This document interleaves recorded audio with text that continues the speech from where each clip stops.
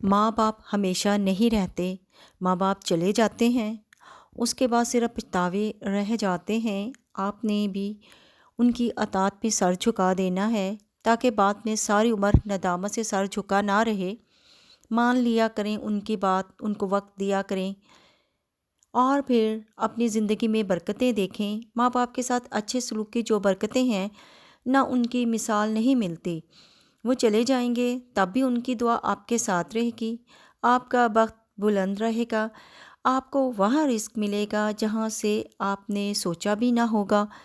آپ کو بڑی بڑی مشکلوں کے درمیان سے اللہ نکال لے گا۔ اور جو لوگ اپنے ماں باپ کی خدمت ان کی زندگی میں کرتے ہیں اور بے انتہا کرتے ہیں اور مرنے کے بعد ان کے والدین ان کو ہمیشہ یاد رکھتے ہیں، مرنے کے بعد بھی ان کے لیے دعائیں ان کے ساتھ رہتی ہیں۔ اور یہاں میں ایک بات کہنا چاہوں گی کہ اکثر جو بچے ہوتے ہیں وہ والدین کی زندگی میں ان کی خدمت نہیں کرتے اور اکثر ان کی نافرمانی بھی کر دیتے ہیں۔ تو میں ان سے اتنا کہنا چاہوں گی کہ جب وہ دنیا سے چلے جاتے ہیں نا اور آپ کو پچھتاوا رہ جاتا ہے کہ کاش ہم اپنے ماں باپ کی خدمت کرتے، کاش ان کا کہا مانتے، ان کی عزت کرتے، تو میں ان سے صرف یہ اتنا کہوں گی کہ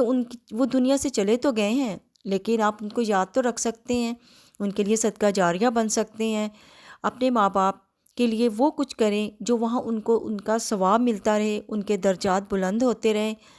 تو اس طرح آپ اپنے والدین کی نظروں میں بھی بلند ہوتے جائیں گے اور اللہ کے ہاں بھی آپ کے درجات بلند ہوتے جائیں گے۔ کیونکہ اکثر یہ دیکھا ہے جو اولاد ماں باپ کی زندگی میں ان کی خدمت کرتے ہیں، عزت کرتے ہیں،